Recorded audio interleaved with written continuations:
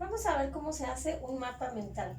Bueno, primero que nada tienes que saber que el mapa mental es una estrategia que en realidad lo que te va a permitir es abreviar o esquematizar de manera gráfica, porque eso es lo que es un mapa mental, es una representación gráfica que te va a permitir explicar o expresar de alguna manera abreviada y resumida conceptos, ideas, frases de un texto, que a su vez, bueno, tú vas a retomar de ahí la información para poder elaborarlo.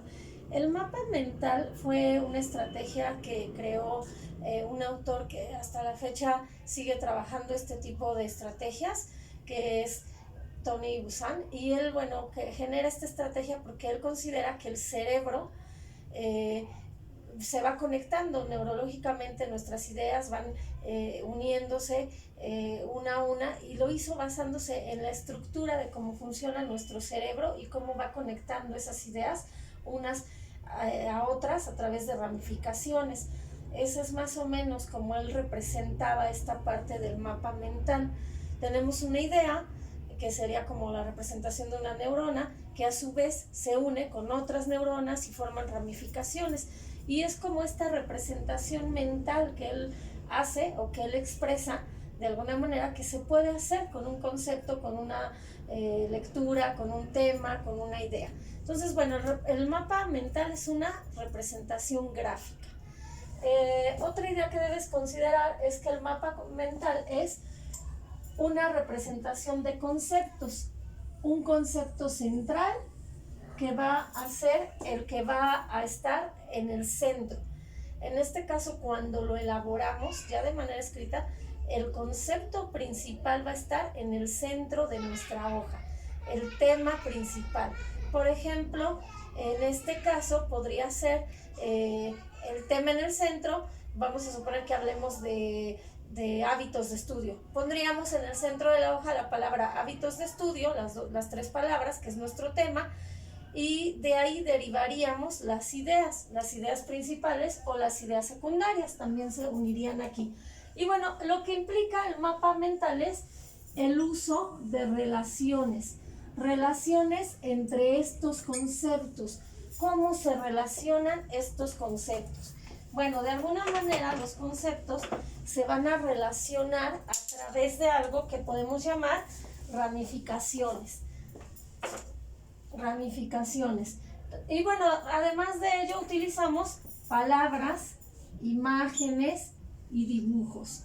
El mapa mental va a utilizar, además de estas palabras claves, de estas ideas principales, va a utilizar imágenes y dibujos. Cada imagen deberá ir asociada a un concepto o a una idea principal. Otra característica que tiene el mapa mental es que, bueno, como decíamos, la idea principal va en el centro de la hoja, y que además se relacionan los conceptos alrededor de esta idea principal. Por ejemplo, aquí yo puedo poner hábitos de estudio, imaginando que esta es mi hoja. Podríamos poner aquí hábitos de estudio, y alrededor de la hoja esto lo vamos a centrar y lo vamos a encerrar en un elemento que se llama nodo. Lo encerramos y podemos asociar a ello un dibujo. Podemos poner un libro, ¿no? Por ejemplo, utilizamos colores, en este caso, bueno, estoy usando el rojo, pero se usan colores llamativos, se utilizan también imágenes, y bueno, vamos a poner con ciertos elementos además las ramificaciones o las ideas, y podemos poner aquí las ramificaciones con las ideas que yo considere importantes, de manera esto se hace alrededor, y generalmente lo hacemos en la dirección de las manecillas del reloj, es decir, leemos hacia acá, ¿no? Vamos leyendo, se realiza la lectura de los elementos que forman nuestro mapa mental. Y bueno, aquí se colocarían los hábitos. Por ejemplo, un hábito de estudio podría ser tener un horario. Entonces aquí podemos poner la palabra clave o la idea que sería un horario. Y podemos dibujar aquí un reloj para asociar la hora, por ejemplo, y aquí un reloj, ¿no? Podemos colocarlo. Podemos establecer también que otro hábito de estudio podría ser el repasar notas. Entonces ponemos aquí repaso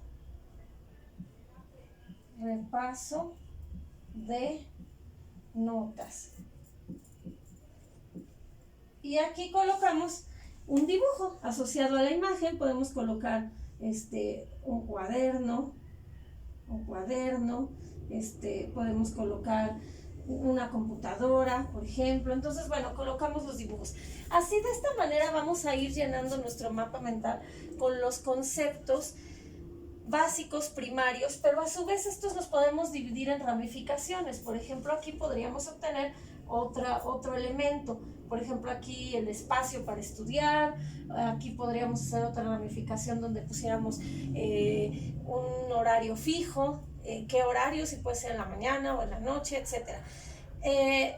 Otra característica que tienen los mapas mentales es este aspecto que habíamos dicho de las ramificaciones, como lo habíamos mencionado. Cada concepto va a estar representado de esta manera. A esto nos referimos cuando hablamos de ramificaciones. A diferencia de otros organizadores gráficos, donde la información se estructura de arriba hacia abajo, como es en el caso del mapa conceptual o en el caso del diagrama, en este caso no. La diferencia es que se podrá estructurar de esta manera, en forma de ramificaciones. Esa es la diferencia. Porque recuerden que la representación es como una analogía entre cómo procesa el cerebro humano la información. Entonces, el mapa mental va a estar representando de alguna manera este proceso a través de la unión de ideas por ramificaciones.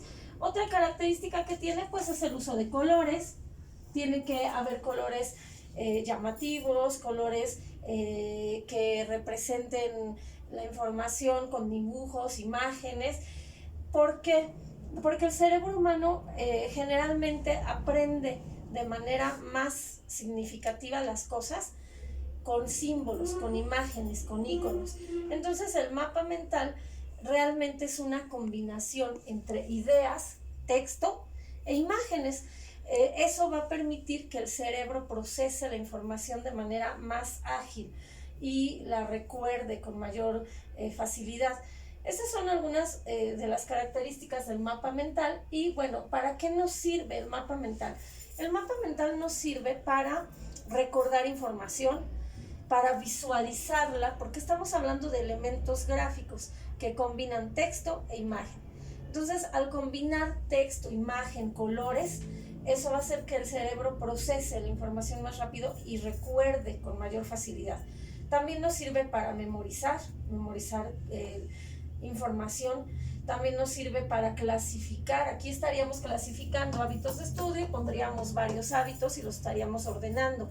Nos sirve para jerarquizar información y sobre todo también en este caso específico del mapa mental nos sirve para motivar la creatividad, porque de alguna manera usamos el uso de la creatividad para pensar qué imagen puedo dibujar o qué imagen puede ser un símbolo de tal cosa, o hacer esas representaciones mentales.